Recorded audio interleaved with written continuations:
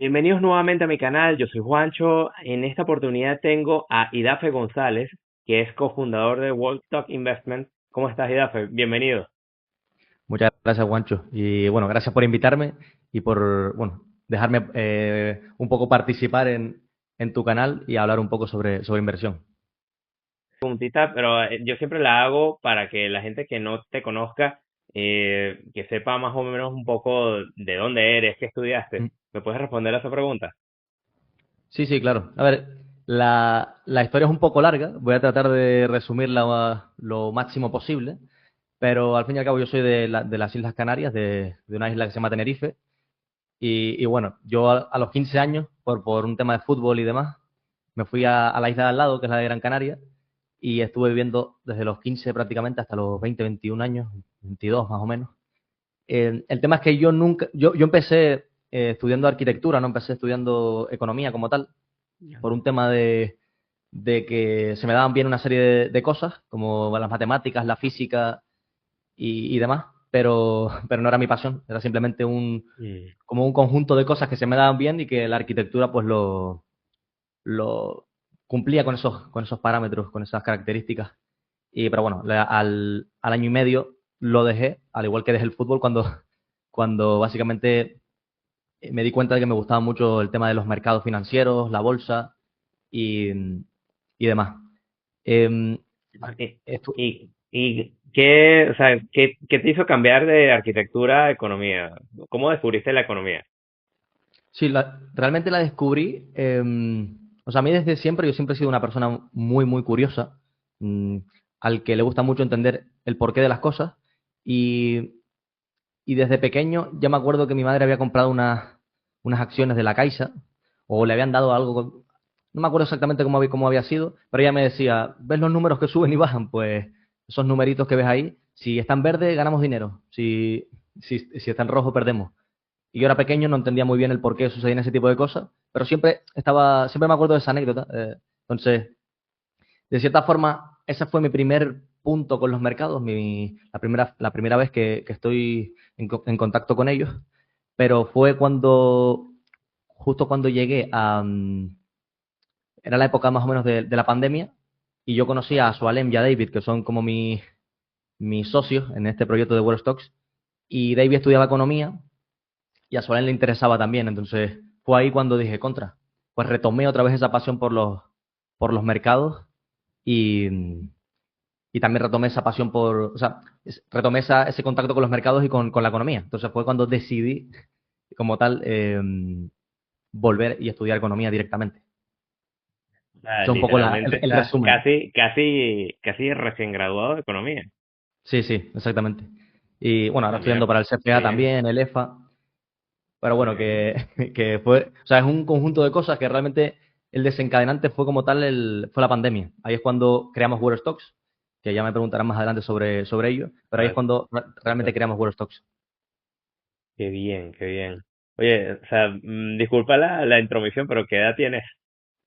B25 recién cumplido. Ve- 25 años. Wow, tienes el futuro, el horizonte temporal tuyo de inversión es una locura. Qué Sí, bien. sí. Enhorabuena. No, y hay veces, o sea, normalmente te suele pasar como que dices, ojalá hubiera sabido de todo esto mucho antes todavía. O sea, me veo con 25 y ya digo, todo el mundo me lo dice. De hecho, entrevistamos una vez a Gustavo Bolsa en Twitter, para el que no lo conozca, que me imagino que lo conocerá la gran mayoría, pero nos dijo exactamente lo mismo. Si ustedes tienen un futuro por delante, y nosotros desde nuestra perspectiva es como, "No, ojalá supiera todo esto de mucho antes", pero bueno, que imagino que es que nos pasa un poco a todos. Aunque es cierto que he tenido la suerte de empezar bastante pronto. Vale. Y tu primera experiencia invirtiendo, ¿cuál fue? Mi primera experiencia, mm, a No ver, necesariamente tiene realmente, que ser en bolsa, sí, sí.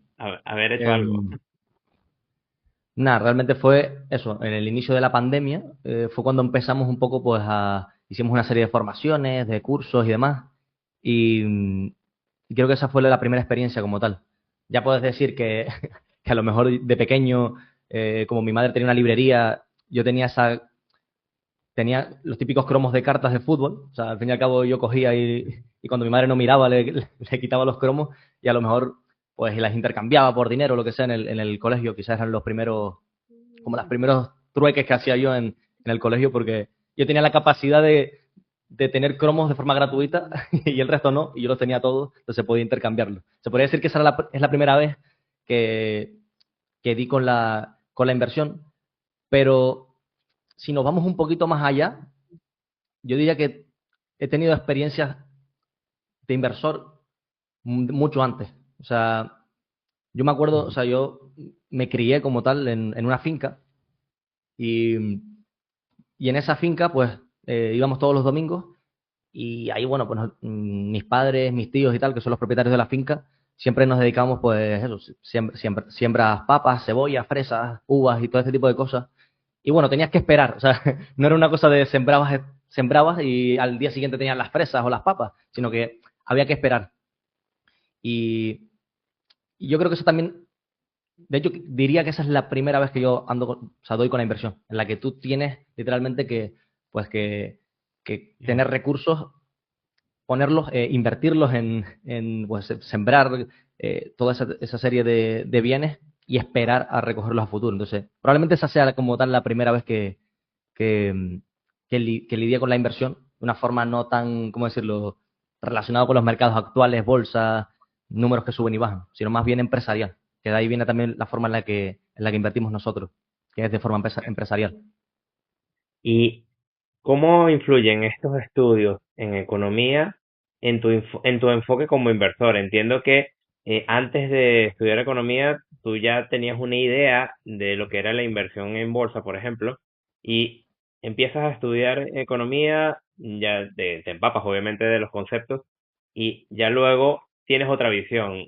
¿Qué diferencia puedes decirnos que existe? O sea, para alguien que no haya estudiado economía nunca. Eh, sí, claro, para mí realmente, o sea, en mi caso, y creo que en la mayoría de casos también, porque normalmente solemos charlar con gestores y demás por el podcast y nos comentan lo mismo, pero en mi caso yo diría que el 95% de los conocimientos que tengo, tanto sobre economía como sobre finanzas, como sobre analizar empresas, son 100% adquiridos por mí, de forma autodidacta, a través de libros, formación, cartas de inversores, leer mucho, sobre todo YouTube, que es una gran herramienta. Entonces yo creo que la gran mayoría de ese conocimiento proviene de fuentes externas que no sean como tal esas formaciones más regladas. Entonces yo diría que el 95% es eso, leer muchísimos libros, utilizar muchísimo YouTube, porque puedes aprender gracias a YouTube pues de muchísimos buenos gestores y gente que se dedica profesionalmente a esto. De hecho, nuestro podcast en parte cubre esa necesidad y formaciones también, hay muchas muy buenas formaciones, leer a los mejores, o sea, realmente de ahí viene mi nivel como tal, no tanto como por la carrera, porque al fin y al cabo la carrera también está como un poco, ¿cómo decirlo? Está muy enfocada a lo que el Ujú. gobierno realmente, el Estado quiere que tú des en esa materia, no es que la universidad dé lo que ellos creen que es lo mejor, sino lo que el Estado te, te instruye como tal. Entonces yo diría que eso. Y justamente lo que te lleva a comentar eso, que el estudiante de economía lo capacitan o lo instruyen con un enfoque que no necesariamente es el adecuado para poder entrar de lleno en la inversión. O sea, podrías estar pensando en lo que sería el enfoque corporativo o de analista de datos con ese fin de que pueda dar una opinión económica, pero no necesariamente como inversor en bolsa. ¿Qué habilidades le recomendarías a un estudiante de economía hoy día que quiera dedicarse a la inversión? ¿Qué nos puedes decir? Sí, antes de responder a esta pregunta, te quería comentar sobre la parte del grado de economía, que para que te hagas una idea de lo que das realmente relacionado con mercados, por lo menos en mi carrera, yo en la rama más macroeconómica toca solo keynesianismo puro y duro, y por ejemplo en la Escuela Austríaca de Economía di un párrafo así en un libro, o sea, ni siquiera te orientan en varias corrientes de pensamiento económico, sino en una concretamente que es la que favorece obviamente al Estado. Y de finanzas como tal, tuve una asignatura que literalmente mm, no miré ni el libro y saqué un 9 un día, simplemente por el nivel que era. O sea, no tocaba, o sea, había un párrafo que te hablaba de descuentos de flujos de caja, pero hecho por dividendos. O sea, no adquieres nivel. O sea, la gente que cree que por estudiar otra carrera que no sea economía no puedes invertir, no tiene ningún tipo de sentido. De hecho, los mejores inversores de todos los tiempos, o algunos de los mejores, no son ni siquiera economistas. Por ejemplo, François Rochon es ingeniero, o Emérito Quintana, que es de aquí de España, de Santander, también es ingeniero. Entonces, no es necesario tener un grado en economía. Y en cuanto a las habilidades, pues yo diría que la más importante de todas es contabilidad y valoración. O sea, saber de contabilidad como si fuera, como si de leer se tratara. O sea, al fin y al cabo, si analizamos empresas y analizamos negocios, pues necesitamos entender esos negocios y la forma de hacerlo es a través de la contabilidad. Y obviamente valoración porque la contabilidad te dice cómo es un negocio, dónde invierte, qué es lo que tiene eh, y demás, pero la valoración es la que te va a dar ese, no numerito, sino rango más o menos de estimaciones de cuánto va a valer o cuánto vale una compañía. Entonces, esas dos patas son muy importantes como tal. Y luego diría que tienes que tener una pata más todavía, que es el análisis cualitativo, porque si invertimos en empresas, pues los números, como suele decir Damodaran, o sea, la valoración de empresas es una conjunción de dos cosas, de historias y números. O sea, que los números por sí solos no valen de nada porque necesitan también historias que te cuenten por qué esos números son así en la compañía. Entonces, el análisis cualitativo también es muy importante. Eh, También tratar de pensar más allá del obvio, porque la inversión no es solamente pensar de forma lineal en cuáles son las qué es lo que sucede, qué es lo que, si hay un input, cuál es el output, pero a veces el output no es tan obvio porque hay grados de pensamiento. Por ejemplo, el ejemplo que siempre pongo es el de Tesla, en el que todo el mundo cree que Tesla baja precios porque no puede vender coches, cuando si entiendes un poco a Elon Musk y por qué el pasado de él y lo escuchas y él te dice, no, bajamos precios porque queremos más Teslas en la carretera, porque a su vez de esa forma entrenamos a la conducción autónoma y tenemos más datos y por ende cuanto más Teslas en la carretera, más datos y más mejoras en la conducción autónoma. Y entonces eso es un pensamiento poco obvio que si no tienes entrenado, si no tienes ese tipo de pensamiento menos lineal y más complejo, pues también es difícil. Entonces, por resumir, contabilidad, saber muchísimo de contabilidad, valoración, análisis cualitativo y tratar de pensar un poco más allá del obvio, que bueno, la forma de entrenar eso, por así decirlo, es escuchar a los mejores. Te darás cuenta, por ejemplo, hay una charla de Warren Buffett que literalmente te dice que invirtió en Coca-Cola, no por los números, sino porque la Coca-Cola tiene una especie de algo que hace ¿cómo decirlo? O sea, nosotros cuando comemos tenemos una especie de sistema evolutivo que hace que no nos atiborremos a cosas. Sin embargo, la Coca-Cola tiene algo que hace que eso no ocurra. Es decir, que si te mandas una Coca-Cola por la mañana, otra por la tarde y otra por la noche, pues básicamente no pasa nada, todas saben bien. Pues en este caso, por eso invirtió Warren Buffett en Coca-Cola. Entonces te das cuenta de que no invirtió por nada numérico. Obviamente los números importan, pero miró más allá, o sea, miró más cualitativamente el negocio como tal. Eso es, eso es. Oye, bastante interesante ese dato. No me había puesto a pensar justo en eso de que la parte de Coca-Cola, no solamente la marca, sino ya ir a lo que es el comportamiento en el cuerpo humano. Eso no lo había Del pensado consumidor. nunca. Sí, o sea, también es eso, o sea, tienes como que ponerte en la parte del consumidor y entender por qué va a comprar más Bien. Coca-Cola y demás. Si, por ejemplo, la Coca-Cola tuviera que no me acuerdo cómo se llama, memoria gustativa, creo que era. Si tuviera memoria gustativa, quizás no consumieras tantas Coca-Colas y como cuando te atiborras a lo mejor a chocolate y no quieres más chocolate porque, pues, lo mismo. Eso se lo escuché una vez o sea, fue Buffett y se lo escuché a Merito Quintana también, entonces, por eso digo que escuchar a los mejores, pues, ayuda mucho. Qué bien, qué bien. Vale, vamos a hablar ahora de World Stocks. Eh, ¿qué te inspiró o qué les inspiró a fundar World Stock y enfocarse a educar a inversores? O sea, ¿qué vieron en las redes sociales o en la misma sociedad que los impulsó a dar este paso? Mm. Eh, ¿Cómo, o sea, es muy curioso el cómo confundamos World Stocks, porque todo empezó en el salón de mi casa, en Las Palmas, y era más bien, o sea, lo empezamos como una cuenta de Twitter, realmente, de Twitter, de Instagram. O sea, que realmente lo que hacíamos era Ujú. subir como una especie de post eh, con el, con el fin de aprender, simplemente, aprender y enseñar. O sea, no teníamos en mente construir todo esto. Y nos fuimos enredando poco a poco, acabamos en Twitter, en Twitter fuimos creciendo, la gente nos escuchaba, parecía que teníamos algo de idea de este mundo. Y bueno, Bueno Stocks pasó de ser simplemente una cuenta de Instagram a ser, pues ahora, un servicio de research de análisis de empresas. También tenemos una formación en contabilidad y valoración avanzada como tal. Y tenemos el podcast de World Stocks, que es Territorio Inversor, donde entrevistamos, bueno, es el único podcast que va presencialmente por toda España, eh, entrevistando a los mejores gestores del país, analistas, economistas.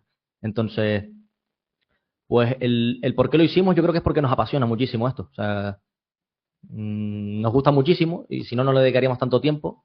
Luego vimos que se nos daba muy bien y empezamos a tomárnoslo un poco más en serio. Y yo creo que el fin último es el de tratar de hacer que The World Stocks pues divulgue sobre la inversión en calidad, que al fin y al cabo es una forma de invertir muy empresarial, muy de pensar en el negocio, de pensar en las personas que fundan y crean las empresas. Es muy capitalista, es muy de la escuela austriaca. Entonces, Ujú. creo que o sea, creo que es lo que nos guía a seguir y lo que nos inspiró a cofundarlo, pues básicamente fue que nos gustaba mucho esto. O sea, cuando te gusta mucho algo, quieres hacer mucho de eso. Entonces, creo que es realmente el por qué lo hicimos. Y bueno, te podría decir que el por qué hicimos el servicio de análisis de empresa, pues básicamente porque como nos gusta mucho analizar empresas y vimos que a la gente le faltaba mucho tiempo para hacer un análisis profundo de compañía, o sea, porque al fin y al cabo normalmente te sueles encontrar análisis muy simples, muy descriptivos de las compañías, pero no con esa capa de complejidad de pensar más allá de lo obvio.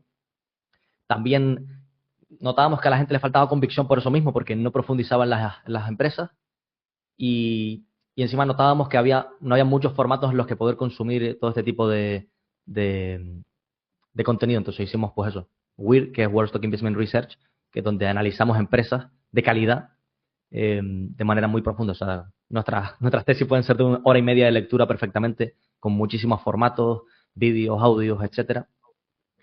Y luego la formación en contabilidad y valoración es porque nosotros habíamos hecho mucha formación, pero no había profundidad en la formación en el apartado de contabilidad y valoración.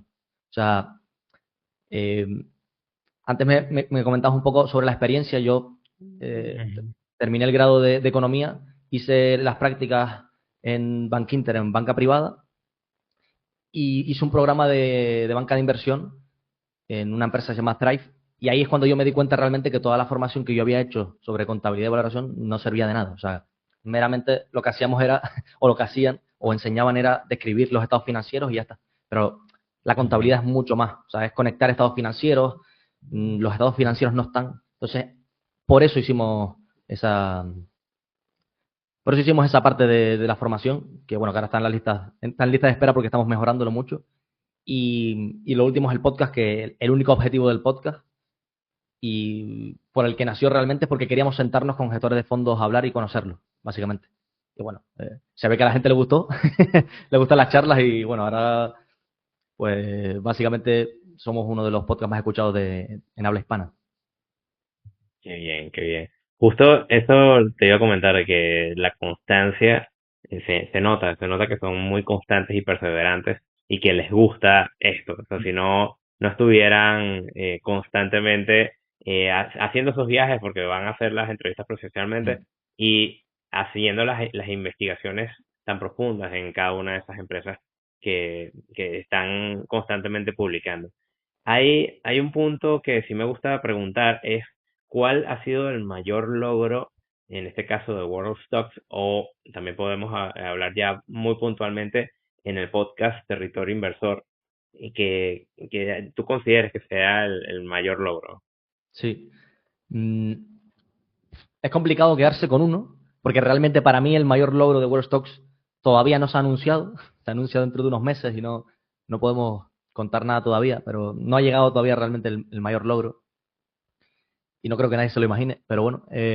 Pero más allá de todo lo que ya hemos hecho con el podcast, las redes sociales, conocer a gestores en persona y de hecho hablar con ellos con frecuencia, mmm, y ayudar a personas con nuestros servicios, es que el mayor logro, yo me quedaría con conocer a los gestores al fin y al cabo. Y si me tengo que quedar con uno en específico, pues con Emérito Quintana, que es como mi ídolo dentro del mundo de la inversión aquí en España, o mi referente, el que más, con el que más me veo reflejado. Creo que el conocerlo en persona, hablar con él, incluso hablar de vez en cuando con él o debatir sobre inversión por WhatsApp, pues creo que es para mí el logro, pero en general de World Stocks no son tanto los números, sino esas personas que conocemos por el camino, que al fin y al cabo era el objetivo por el que lo hicimos. Nadie, como suelo decir, nadie en su sano juicio lo hubiera hecho, porque nosotros teníamos el podcast inicialmente en videollamada como tal, y nosotros decidimos gastar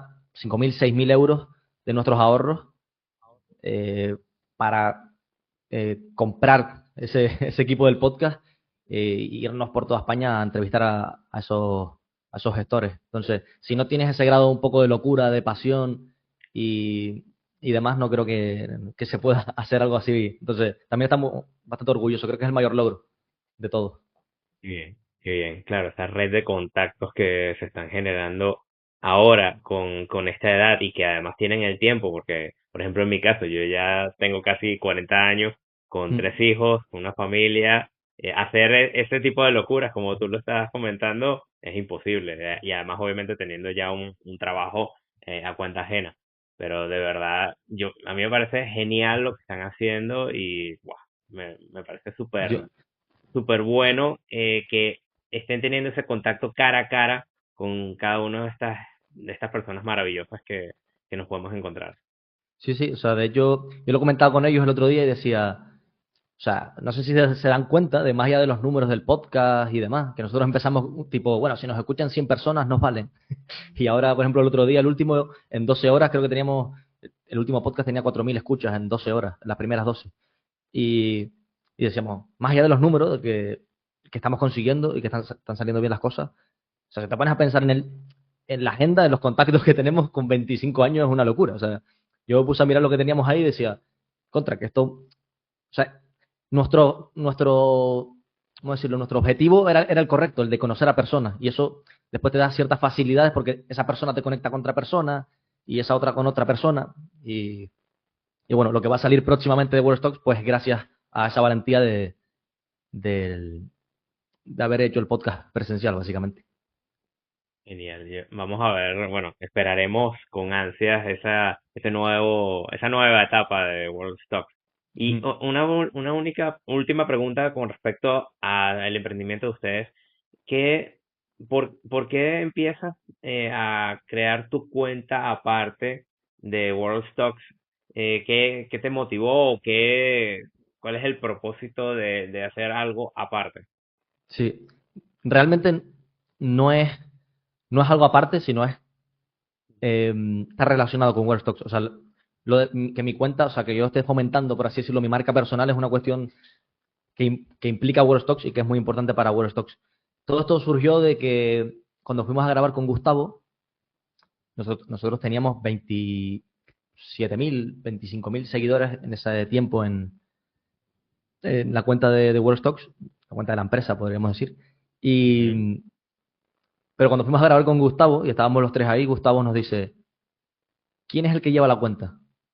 Y ahí yo me puse a reflexionar y digo, o sea, si nosotros tenemos 20 y pico mil seguidores y no saben, y tenemos un podcast encima, y Gustavo no sabe quién es el que lleva la cuenta, ni sabe que somos los tres, ni, ni nada, aquí hay un fallo.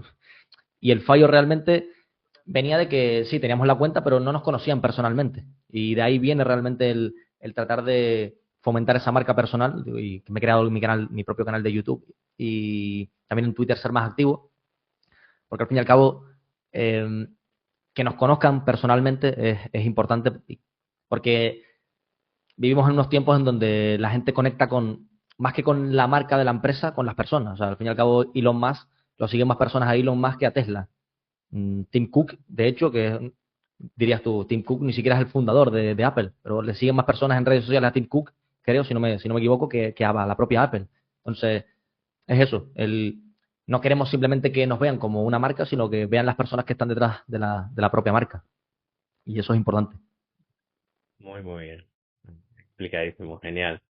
Vale, vamos a hablar ahora de, digamos, que lo que ustedes, o bueno, en tu caso, Idafe, Mm. lo que consideras como un factor clave que buscas al analizar en una empresa para invertir a largo plazo. Sí, vale, nosotros nos enfocamos principalmente, o bueno, hablo de nosotros porque ya es como, como si fuéramos un ente vivo. Nos dedicamos a invertir en empresas de calidad, básicamente. O sea, nosotros empezamos, pues como casi todo el mundo, realmente, que empieza pues haciendo cosas de trading, buscando dinero más a largo plazo, más a corto plazo, perdón, más Ujú, esa rentabilidad a corto plazo. Después pasas más a algo más deep value, más estilo Benjamin Graham, que es comprar cosas muy baratas y que el mercado ujú, pasa desapercibido.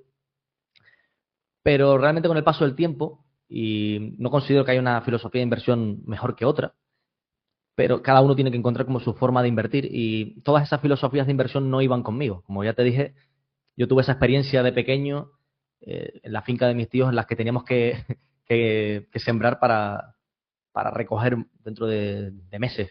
Entonces, era una filosofía ujú. un poco más de permanencia en el tiempo. Entonces, ahí es cuando dimos con, bueno, yo personalmente di con Terry Smith y dimos con las empresas de calidad. Entonces, un poco para entender por qué buscamos lo que buscamos, hay que entender que el capitalismo funciona y que el capitalismo fomenta muchísimo la competitividad, al fin y al cabo. O sea, allá donde haya un negocio rentable, un negocio donde los retornos sobre el capital sean elevados, va a venir la competencia a mansalva. O sea, si de repente hacer pan es muy rentable, pues tú y yo vamos a ir a hacer pan.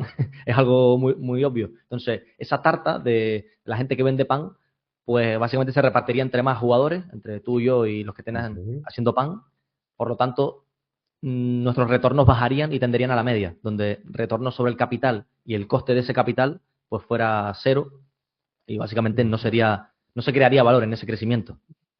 Sin embargo, hay unas muy pocas empresas en el mundo, que es lo que explica Terry Smith, que sí consiguen perdurar y sí que consiguen no regresar a la media, que son las empresas de calidad. ¿Y qué son las empresas de calidad? Y entramos ya en esos factores clave. Pues para Ujú. nosotros las empresas de calidad tienen que cumplir dos cosas. O sea, tienen que perdurar y tienen que prosperar.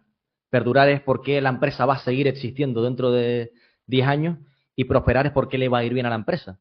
Y un poco para resolver esas dos cosas, esas preguntas, dimos con un concepto, o sea, son 5 puntos.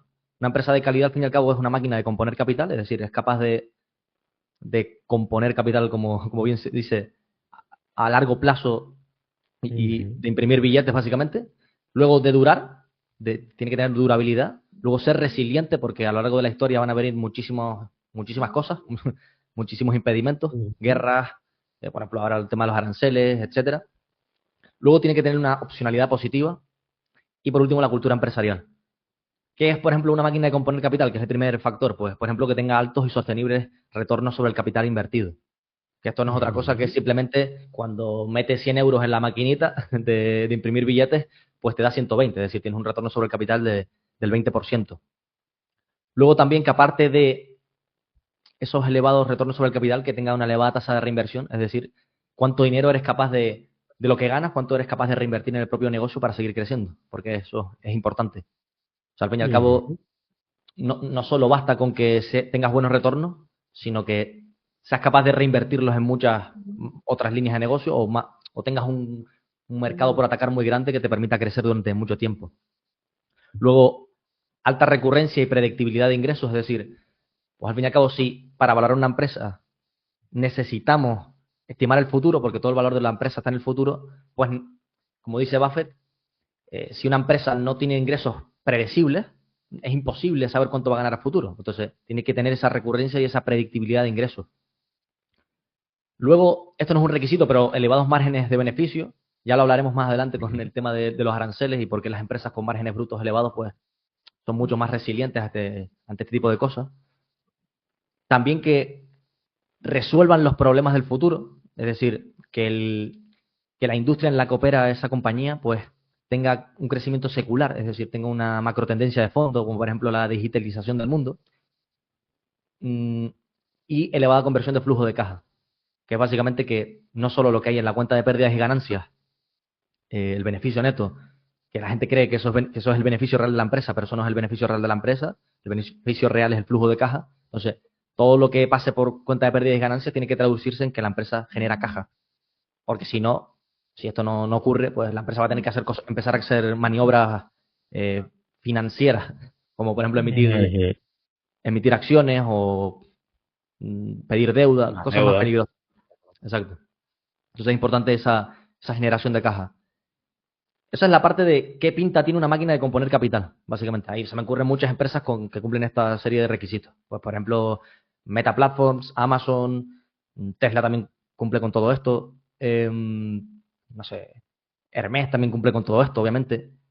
Luego está la parte de durabilidad, que aquí es donde llegamos a las famosas barreras de entrada y ventajas competitivas.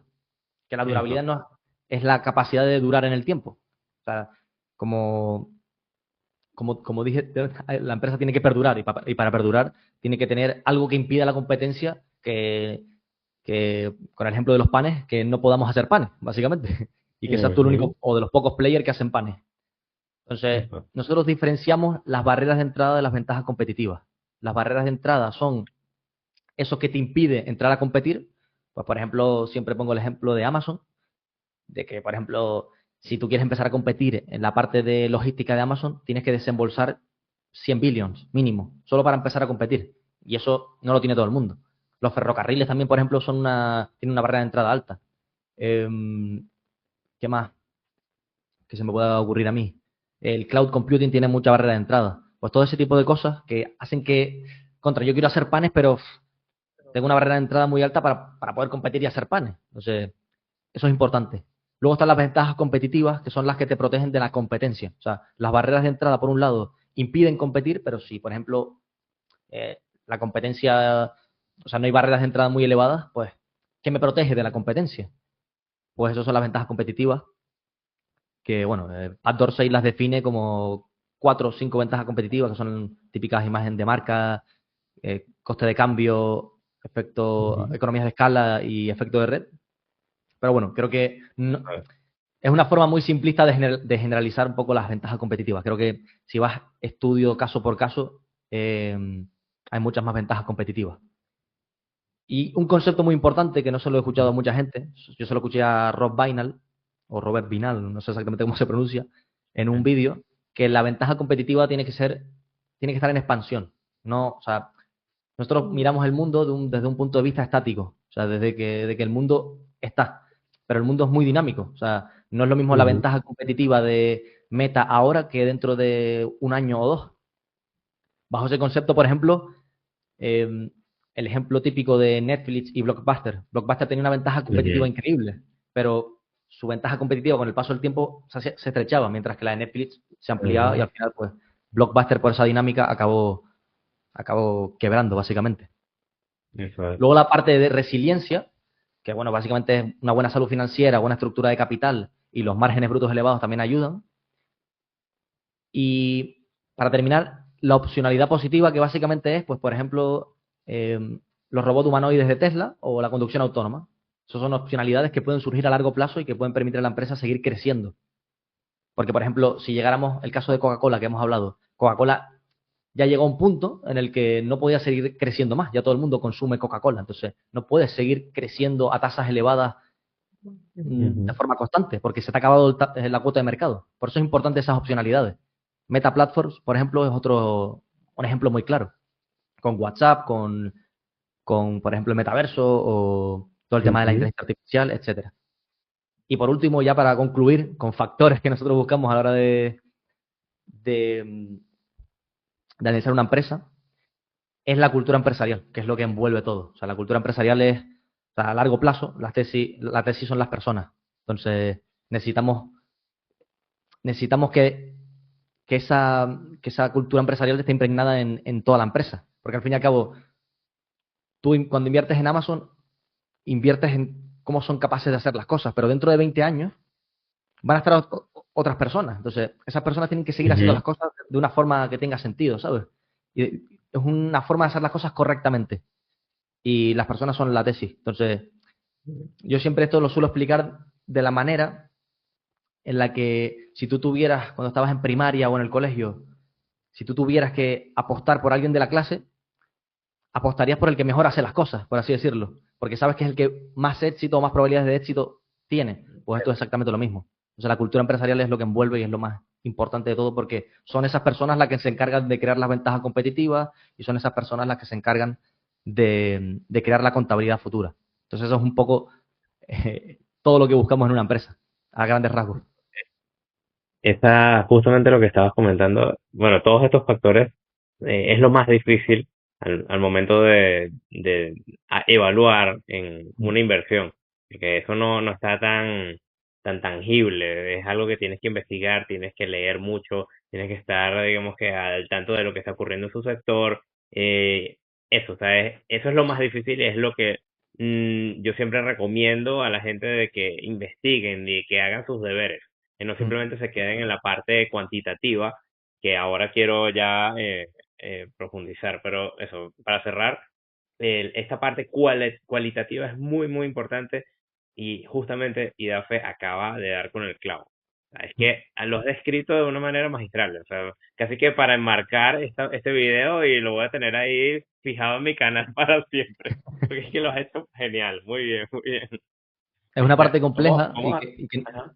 te voy a decir que es una parte compleja y que es muy subjetiva y en parte ahí está nuestra ventaja competitiva con aquellas personas más analíticas, que son cosas que pues que tienes que sentarte a leer y a escuchar tú una entrevista del CEO, de cómo hacen las cosas, a leer las cartas anuales de Jeff Bezos, por ejemplo, ese tipo de cosas.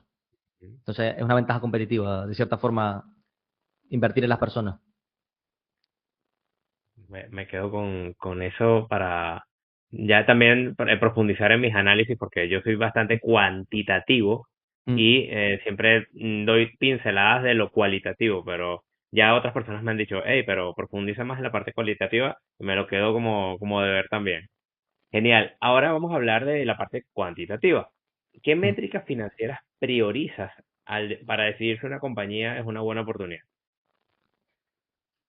Esto es complejo porque nosotros siempre decimos que la inversión es un estudio de caso. O sea, no hay, nosotros somos muy, ¿cómo decirlo? No nos gusta mucho el tema de los screeners, de que hay una serie de empresa perfecta que si Ujú. buscas estas métricas, esta empresa, esto es como la empresa perfecta que te va a hacer ganar dinero. O sea, la inversión, bajo nuestro prisma, es un estudio de caso en el que tienes que imaginarte la contabilidad futura. Y en esto es muy importante el ciclo de vida de las empresas, entender en qué punto está. No le vas a pedir lo mismo a una empresa que es una startup, que está empezando y que no va a tener una contabilidad bonita, a una empresa, por ejemplo, que es Nestlé, que donde tiene la contabilidad muy clara, o L'Oreal, por ejemplo, y ya ves métricas más interesantes, como los retornos sobre el capital elevados, como márgenes elevados, etcétera. Entonces, a ver, yo te digo que depende de la empresa en la que estés invirtiendo, pero por darte métricas en las que me centro, pues son eso, márgenes operativos elevados, superiores a las del mercado, eh, márgenes brutos también que sean elevados porque ayudan a amortiguar efectos como por ejemplo el de los aranceles o el de la inflación, porque tienes ese colchón donde tu COX, tu coste de ventas, es una parte muy pequeña de tu cuenta, de cuenta de pérdidas y ganancias. Entonces, los retornos sobre el capital son muy importantes, pero no lo es todo, porque hay veces que los retornos sobre el capital tienes que normalizarlos, porque quizás la empresa está reinvirtiendo todo y tu numerador es muy pequeño y tu denominador es muy grande, y por eso los retornos sobre el capital salen bajos, pero Más realmente, pequeño. como por ejemplo en el caso de Amazon, donde reinvierte todo lo que genera, pues claro, te sale como que el retorno sobre el capital es bajo. Si no normalizas eso, pues es complejo. Después hay otras empresas que, por ejemplo, la contabilidad actual, esto es un tema más contable, la contabilidad actual no sirve para, o tiene fallos para representar las empresas como tal. O sea, en el pasado había mucho activo tangible, había mucha maquinaria, o sea, es la forma en la que invertían las empresas del pasado, pero las empresas actuales invierten de otro tipo de forma. No solo compran maquinaria, sino que ya invierten a través de lo que se llama la cuenta de pérdidas y ganancias, a través del OPEX. Entonces, eso hace que la contabilidad no sea muy nítida. De hecho, Amazon, si tú, por ejemplo, capitalizas ciertos gastos, perdón, que son inversiones, los márgenes operativos pasan del... De hecho, este ejercicio lo ha hecho Damodaran con Meta. Les invito a... No sé si después te puedo dejar como el artículo para que la gente vaya a verlo. Donde, por ejemplo, aparecía que Meta tenía márgenes operativos del 30-40%, pero si capitalizabas esas inversiones disfrazadas de gastos, sus márgenes operativos eran superiores, eran del 50-60%. O sea, era una locura. Y con Amazon yo hice el ejercicio y pasaba igual. Tenía hace 2 años márgenes operativos del 5 y realmente tenía márgenes operativos del 15. Pero porque la contabilidad actual no está preparada para ese nivel de intangible que tiene actualmente las compañías. Entonces, yo te diría eso. Métricas, retorno sobre el capital, medir cuántos son capaces de, de ese flujo de caja que generan, cuánto reinvierten, que no estén endeudadas, obviamente. Bueno, Ahí obviamente utilizamos pues métricas como la deuda neta, EBITDA y todo este tipo de métricas. Más o menos eso. Yo, si te diría qué métricas miraría de forma concisa, yo miraría una carta anual de Terry Smith, de Founsmith, que él te pone una tablita donde te pone retorno sobre el capital, márgenes brutos, márgenes operativos, eh, el coverage ratio, creo que era, el del interest expense entre EBIT, ujú. mmm, y ese tipo de métricas. Creo que son las métricas como más importantes de las empresas de calidad, pero vuelvo y digo que no, que cada empresa, cada negocio es un estudio aparte. No soy muy generalista en este tipo de casos. Muy bien, muy bien. Y bueno, como entiendo que invierten solo en calidad, Mm. no venden empresas nunca, o algunas Sí, sí les ha tocado venderlas. sí, obviamente hay veces que las empresas, pues, eh, nosotros medimos ¿cómo decirlo? Qué lugar ocupa cada empresa en nuestra cartera en base pues, a la TIR, en base a la certidumbre y en base también al conocimiento que tenemos y demás. Entonces, hay veces que unas empresas, pues, el mercado se pasa de frenada o se pasa de largo, mejor dicho, y tienes que reducir posición para otras. Pero nuestra vocación es como de permanencia, de tratar de invertir en cosas que si el mercado cerrara hoy a 10 años, pues no las tocaríamos. A pesar de que sí hay que tocarlas, porque nosotros hacemos una tesis, pero lo más importante de la tesis no es hacerla, sino la revisión de la propia tesis. Entonces, ahí es donde está el valor, porque es ¿cómo decirlo? Como el pastor que se sienta a vigilar un poco el rebaño. Es la forma en la que tiene sentido invertir. O sea, el buy and hold está mal interpretado. O sea, el buy and hold no es compro y ya no me tapo los ojos y que sea lo que Dios quiera. Es compro y vigilo. Compro y vigilo y si hay que cambiar algo, pues se cambia. Y si hay que cambiar de opinión, se cambia Sería de opinión. ir en contra de la cartera del muerto, como dicen, que compras y te olvidas, A es como si ver, estuvieras muerto. sí, de hecho, se suele decir como que hicieron un estudio donde los mejores inversores eran los muertos, en el que aquellas personas que se olvidaron de su cartera tenían mejor rentabilidad, que también, pero tampoco hay que ser así, porque de cierta forma hay que vigilar que se está en lo cierto. Por ejemplo, el Pues, caso de Mérito Quintana, que él estaba invertido en BMW, creo que era, y Porsche, y él ujú. no era alcista con Tesla, de hecho decía pestes o barbaridades sobre Tesla, yo se lo he comentado muchas veces, digo, increíble que tú dijeras eso y que ahora tú cambiaste de opinión tras la revisión, tras romper ciertos mitos y ciertas barreras, Ujú. cambiaste de opinión y hiciste un por 8 un por 10 con Tesla. Entonces, también es importante la vigilancia por eso mismo, porque puedes cambiar de opinión y darte cuenta de que estás equivocado. Eso, Entonces, sí, nuestra vocación es siempre de permanencia, pero de vez en cuando se venden empresas. totalmente, totalmente. Bueno, esto es un paradigma también en muchos inversores que hay gente que vende mucho, pero Mm. también hay gente que quiere seguir esa cartera del muerto, ese buy and hold, pero son muy, muy puritanos en ese concepto y pues es lo que tú dices, o sea, es una evolución y es una constante vigilancia en tu cartera porque probablemente lo que en el pasado te daba convicción para mantenerte ahí, no necesariamente el próximo año vaya a ser igual y por eso es que tú tienes que vigilarlo. Y que Bien, muy buena explicación. yo te iba a añadir que la inversión en calidad, de cierta forma, con el paso del tiempo vas conociendo más empresas y esas ideas van compitiendo con las que ya tienes. Y hay veces que dices tú, contra, esta empresa es mejor que la que tengo en cartera y se cambia. Y eso no quiere decir que no seas inversor a largo plazo, ¿sí? Simplemente que tienes un tiempo limitado en el día y conforme vas aprendiendo de más compañías, pues vas averiguando más sobre compañías y a lo mejor hay una empresa que es mejor que otra que tienes en cartera y poco a poco pues vas definiendo esa cartera. Entonces, sí, no hay que enfocarse solo en ese buy and hold a perpetuidad, pero Ujú. tampoco está rotando la cartera. Es una cuestión de ni blanco ni negro, tonalidades de grises, ¿sí? Eso es. Y hablando también ya de gente puritana, porque también tenemos el otro lado de los fundamentalistas contra lo que sería el análisis técnico, que los que hacen análisis técnico puro, que son los traders, no se, o sea, no pueden ver ni en pintura a los fundamentalistas y viceversa. ¿Qué opinas de eso? ¿Cuál es el rol que tendría ese análisis técnico en una inversión a largo plazo? ¿Es relevante o simplemente no, ni siquiera lo ven? Sí, a ver, yo siempre suelo decir que mi religión me prohíbe hacer análisis técnico. Lo digo un poco de coña. Yo tengo, o sea, no, aquí venimos a ganar dinero, no venimos a tener una religión por la que seguir y demás. Creo que cada forma de invertir tiene sus pros y sus contras y tiene que ser respetable. Y cada uno tiene que ser como la forma de invertir que está más relacionada con su forma de ser.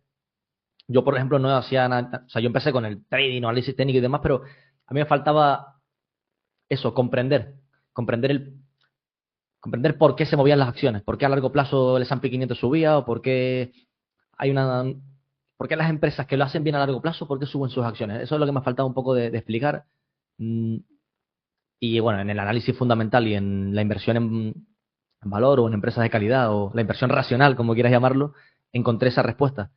Yo no utilizo personalmente el análisis técnico porque yo no quiero distraerme de lo que realmente importa, que es el negocio subyacente, porque a largo plazo eh, el precio por acción sigue a los beneficios, es algo empírico, Ujú. no estamos aquí reinventando la rueda ni nada. Entonces, yo no lo utilizo, sinceramente. De hecho, este debate lo tuvimos con Cristian Barros, que él, a pesar de ser analista e invertir de manera fundamental, sí que utiliza el análisis técnico un poco para Ujú. esas tendencias, ese momentum, por así decirlo, el marcar un suelo o ver dónde hay un techo. Podría llegar a entender que la gente quisiera utilizar el análisis técnico para este tipo de cosas. Sin embargo, como yo tengo esa visión más empresarial del mundo, como creo que todos de Ujú. cierta forma somos empresarios, en cualquier, aunque no tengamos empresas, somos empresarios.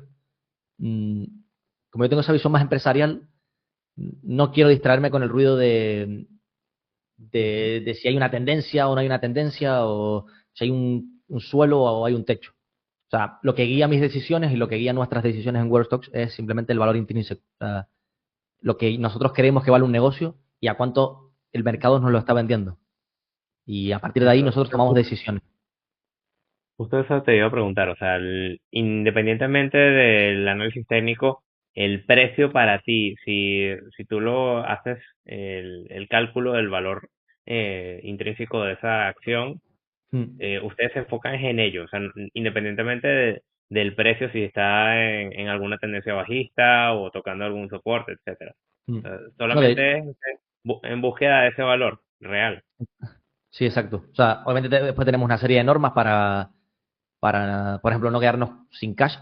Tipo, por ejemplo, en Meta Platforms, que nosotros es una empresa que defendimos desde que estaba en 200, 300 hasta que cayó a 90. Puedes leer nuestros tweets, todos, incluso artículos y demás, o podcast que hicimos uno, eh, respondiendo a la pregunta de si Meta Platforms era una trampa de valor. Y conforme la empresa caía, nosotros íbamos defendiéndola y íbamos comprando. Entonces, ¿qué hacíamos nosotros? Pues obviamente no cada vez que la empresa cae compro, porque si no me puedo quedar sin liquidez de forma muy temprana, pero cada vez que la empresa cae un 10, un menos 15%, pues sí tiene sentido recomprar o comprar más abajo, siempre que no cambie la tesis. Para ello hace falta un análisis muy profundo sobre la compañía y tener conocimientos de contabilidad y valoración. Es que nosotros, por ejemplo, hacíamos, por mucho que la empresa cayera, nosotros teníamos la reflexión de, contra, es que nosotros estamos, o sea, el mercado cree que el metaverso no va a Ujú. ganar nada, etcétera. Pero nosotros decíamos, vale, pero es que si Zuckerberg quisiera y pensara, nosotros creemos que Zuckerberg es un tío sensato y es un tío muy listo, si viera que esto no tiene sentido, en algún momento cortará la supuesta inversión en el Mm, metaverso, que después realmente si analizabas la conference call de Meta, te dabas cuenta de que realmente el 75% del gasto iba para la familia de aplicaciones y no iba para el metaverso. O sea, eso es, el, eso el es. mercado, el mercado lo estaba malinterpretando todo, pero bueno. En el supuesto de que todos lo estuvieran reinvirtiendo en el metaverso, ¿tenían la opcionalidad de quitarlo? O sea, pueden, si quieren decir, vale, vamos a dejar de invertir en esto. Entonces, vamos a pensar en cuánto vale la otra parte, que es Family of Apps, cuánto vale Instagram y todo este. Y es que estaban cotizando a 4 veces flujo de caja, 3, 4 veces. O sea, el mercado estaba diciendo que Meta prácticamente quebraba en 6, 7 años si hacías un poco las matemáticas, cosa que no tiene sentido. Entonces, yo lo siento por la tendencia bajista de los analistas técnicos, pero yo voy a seguir comprando, porque yo creo que esto me están entregando $1 por 30 céntimos, entonces voy a comprarlo. Tuvimos la suerte de que al año siguiente, pues Zuckerberg anunció todo esto del año de la eficiencia y esto al mercado le gustan este tipo de cosas y, pues bueno, se plantó de 90 a 700. Si, si hubiéramos, si no hubiéramos seguido nuestra estrategia, que al fin y al cabo yo creo que eso es muy importante, si tu Ujú. filosofía es invertir de esta forma, pues invierte de esta forma aunque las cosas vayan mal. Entonces, Eso es.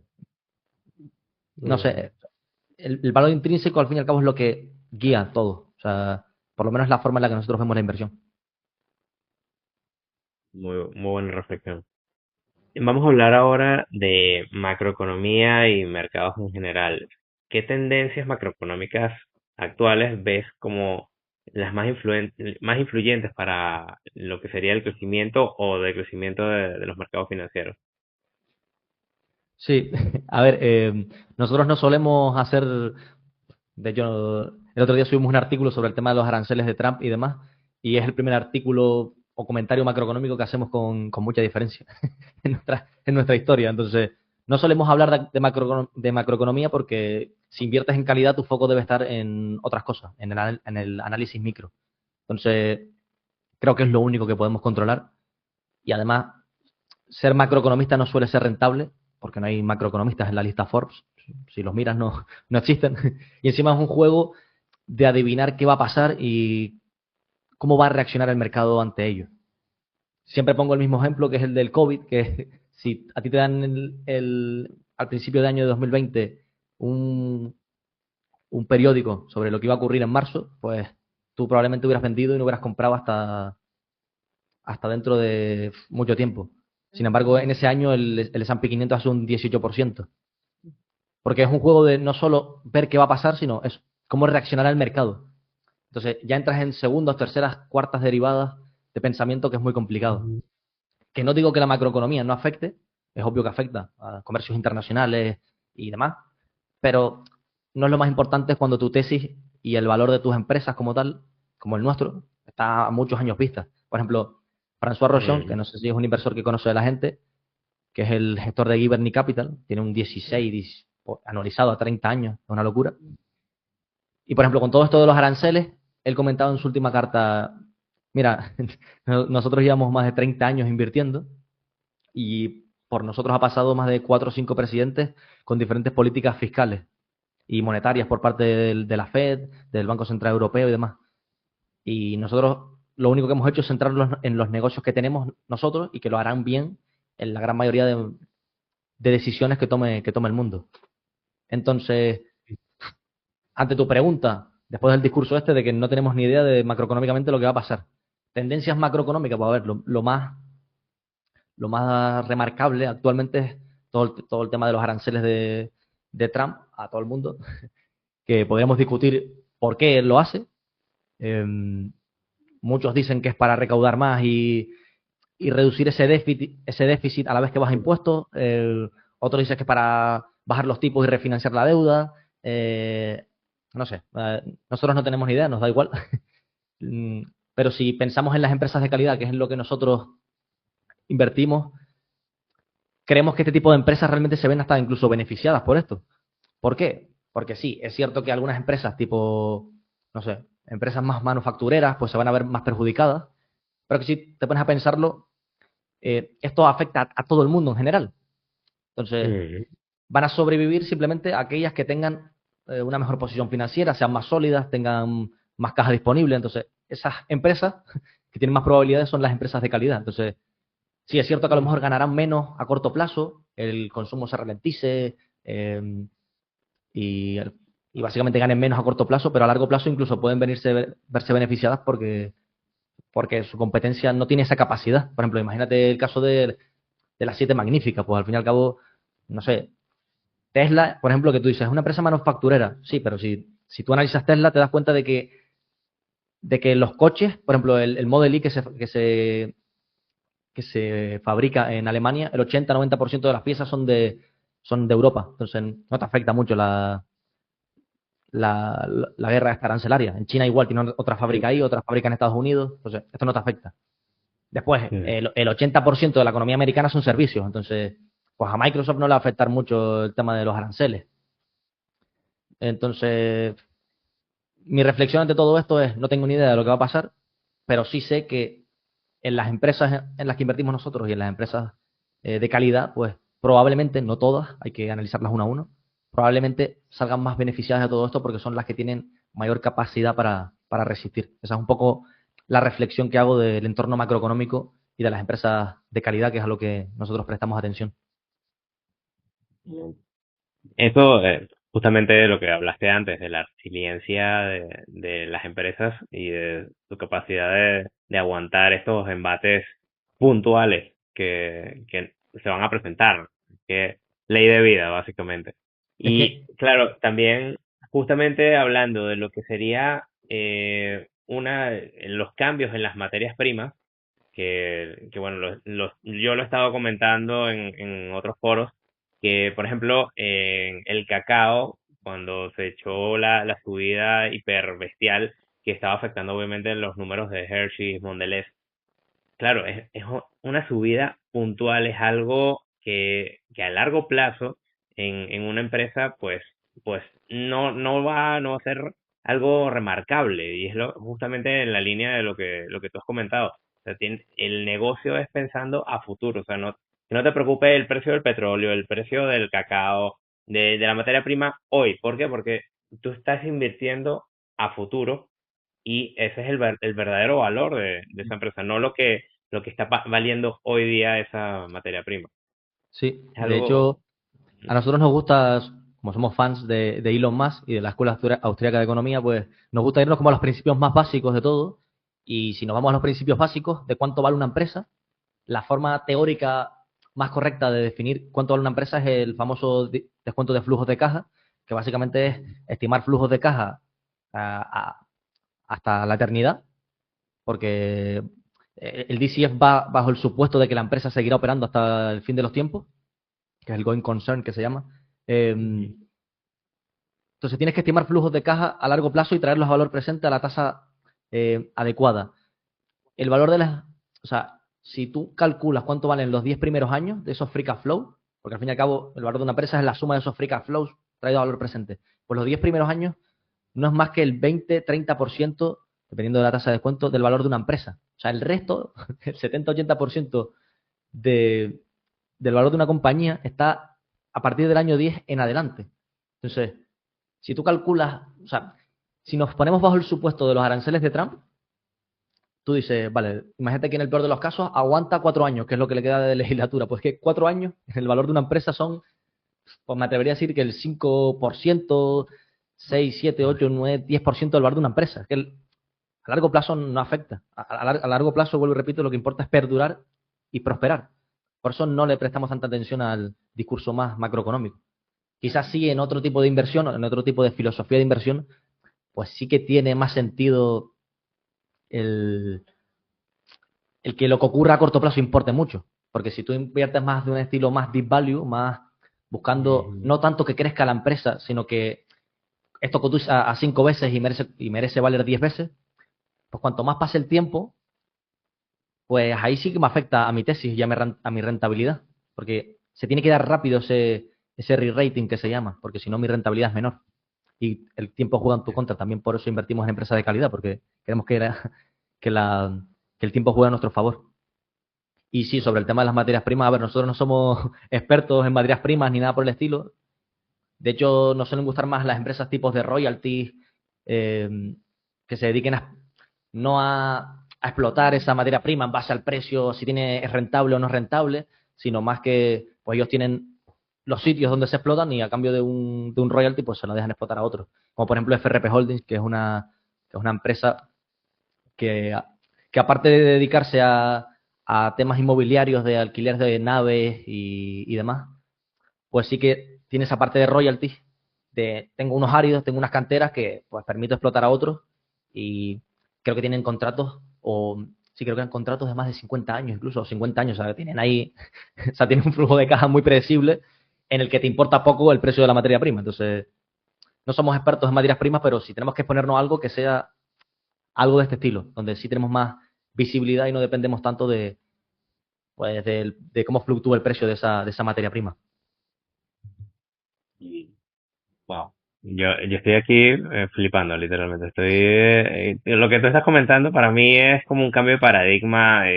Obviamente la inversión en calidad, uno lo tiene ya como que presupuesto, pero lo que tú me estás comentando está haciendo bastante clic en mi mente. De hecho, estoy pensando en releerme unos cuantos libros, pero ya con ese enfoque para ir mejorando mi estrategia, porque de verdad lo que tú estás comentando es bastante válido y recomiendo a todos los que nos están viendo que piensen de esa forma, porque así es como se hacen inversiones a largo plazo.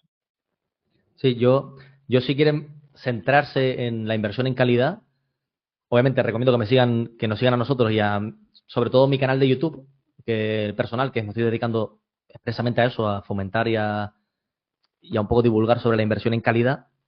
Eh, también te recomiendo leer a Terry Smith, que es el gestor de FundSmith, leer a Emérito Quintana también, a François Rochon, a Nick Sleep también. Obviamente las cartas de Warren Buffett son un más. Vídeos de Charlie Munger, o sea, todo este tipo de gente son inversores en calidad y es de los que yo he aprendido realmente. Entonces, el libro de Fundsmith, que básicamente es un recopilatorio de todas sus cartas anuales y artículos, es obligatorio, de hecho ya está en español, entonces si les gusta y les interesa el tema de la inversión en calidad, pues es obligatorio. También hay otro de Peter Saylor que era Los Mejores, pues no me acuerdo exactamente, déjame que lo busque. Un libro muy bueno, Peter Saylor, libro, tan solo los mejores lo logran, creo que es. Sí, tan solo los mejores lo logran, que también hablan de empresas de calidad. Y es eso, o sea, cuando tú te das cuenta de que la inversión es empresarial y de que quieres invertir de una forma en la que controles las máximas variables posibles y que el tiempo esté de tu lado, pues llegas a la conclusión de que invertir en calidad es como la mejor forma de invertir. De hecho, es la más rentable. Hay un gráfico que muestra que es la más rentable a 40 años vista, comparándolo con otro tipo de filosofías, como el value más clásico, el growth, que no entiendo por qué el growth es una filosofía, pero bueno, eh, esto básicamente lo digo porque el crecimiento no puede ser una fuente de valor única, sino que el crecimiento tiene que crear valor. Si no, Eso es. una empresa, si una empresa, por ejemplo, tiene retornos sobre el capital inferiores a su coste del capital, por mucho que crezca, esa empresa vale menos. Da igual que crezca al 100%.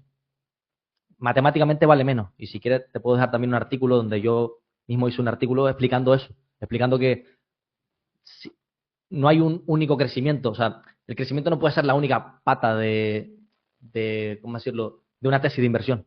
El crecimiento tiene que crear valor a largo plazo. Y bueno, esto no sé por qué se discute, porque Warren Buffett en la carta del 93 lo explica claramente. Entonces, eso, para mí, la inversión en calidad es como la forma de invertir más sensata que existe y además es la más rentable a largo plazo. Entonces, creo que no me olvido de nada importante en cuanto a qué ver o qué leer para invertir en calidad. Genial. Y Dafe, ya estamos llegando al final de la entrevista. Agradezco muchísimo que te hayas acercado por acá a mi canal para poder compartir tanto conocimiento y con tanta calidad. De verdad te doy la enhorabuena por tener la edad que tienes, la mente que tienes, que de verdad eres un crack, sinceramente. Me alegro de haberte conocido. Yo estoy seguro que en un futuro podremos compartir muchas cosas y sobre todo la parte de inversión en calidad que me ha Mm. interesado gracias a ti. Y bueno, en un futuro, pues estás bienvenido y tienes las puertas abiertas para poder discutir cualquier empresa o análisis muy puntual que yo quiera promover, pues te invito a que tú también participes y que podamos darle el mejor contenido a la gente, pero para muchísimas gracias, Idafe. Nada, gracias a ti por invitarme y obviamente cada vez que me llames yo estoy disponible. Espero no haber aburrido y que haya sido interesante porque al fin y al cabo esto no es tan atractivo como otras corrientes, otras filosofías donde a lo mejor, eh, no sé, se busca ganar dinero más a corto plazo. Esto ya más es una filosofía de invierto de forma empresarial, ya vendrá la rentabilidad con el paso del tiempo porque las empresas son capaces de resistir. No es una filosofía tan vendible, no es como el típico anuncio de te voy a hacer millonario en 2 años, porque no funciona así. Entonces, espero que haya sido interesante, que les haya aportado un poquito de valor diferente a lo que se suele escuchar y bueno, que hayan entendido un poco de qué va esto de la inversión en calidad y bueno, gracias a ti por invitarme y siempre que me invites, pues estaré encantado de venir. Y obviamente, gracias A también ver, por divulgar sobre la inversión, que es algo muy importante, bueno, algo obligatorio en la vida de toda persona. debería. A ver si en algún momento tengo el honor de entrevistar a Mérito Quintana. Eso sí, wow, sería bestial. Nosotros comentamos que cuando creamos el podcast que si lográbamos en algún momento entrevistar a Emérito, eh, cerrábamos el podcast. Lo que no sabíamos es que íbamos a hacerlo en menos de un año. Entonces seguimos con el podcast. Qué, Pero bueno, qué bien. estoy seguro de que sí, en algún momento, o sea, Emérito es una persona bastante cercana, no es, hay otros gestores que son más alejados, que lo ves como muy lejos, como que marcan esa distancia de yo soy gestor de Ujú, fondos, y Emérito no es una de esas personas. Entonces qué yo creo bien. que sí, que en algún momento estoy 100% seguro de que podrás entrevistarlo sin problema. Genial. Bueno, Idafe, muchas gracias. También le doy gracias al que está del otro lado. Les mando un gran abrazo. Recuerden ver el video que les estoy dejando aquí entre Idafe y yo, que seguramente les va a agregar muchísimo valor para sus inversiones. Y bueno, no se pierdan la información que les voy a dejar en la descripción, que Idafe me quedo en pasarme toda esta Sí, sí. documentación de tan buena calidad y bueno, repásenla, léanla, que seguramente les va a servir. Bueno, muchísimas gracias y hasta la próxima. Chao, chao. Un abrazo.